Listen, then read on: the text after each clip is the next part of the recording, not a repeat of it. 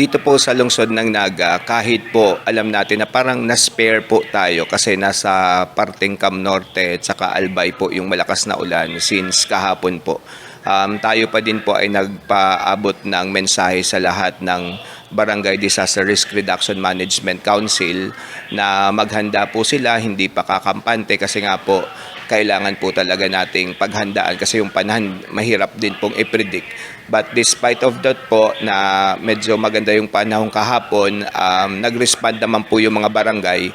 Tapos ngayon pong umaga kami ay nagpaikot sa mga pangunahing water tributaries, yung mga bridge po natin sa lungsod kung saan chinek ang level po ng tubig which is normal naman sa lahat at ang ating butihing mayor po ay nagkaroon ng instruction sa amin yung mga usual precautions po na dapat gawin para po maiwasan kung ano man yung masamang epekto nito.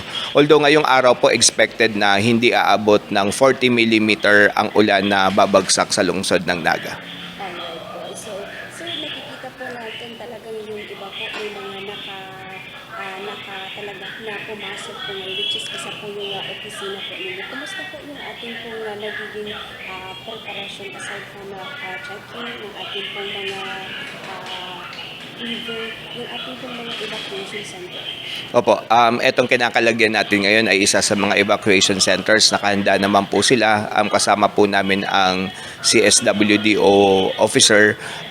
Pero po when comes to arrangement po sa trabaho, halos po lahat ng departamento mayroong skeletal force. Meaning to say, pag pumasok po kayo sa kanya-kanyang opisina, makakakita po kayo at makakaroon ng kausap na mga empleyado kung saan ano man po yung concerns natin ay pwede pong ma-address. Siguro, sir, mensahe po natin sa ating mga residents. Opo, again, tinatry po nating i-develop yung palaging proactive, especially sa pagharap sa mga ganitong threat or hazards. So kahit na po makulimlim lang, mag-ingat pa rin po, maging mapagmatsyag. Tapos gamitin po natin yung proper channel through the barangay. Kung meron po kayong na-notice na pag-change ng pag-akyat ng level ng tubig, mga bagay na alam nating magre-result sa mga accidents, pakipasabi po agad sa ating lungsod, sa ating mga barangay para po magkaroon tayo ng igiyang pag-action.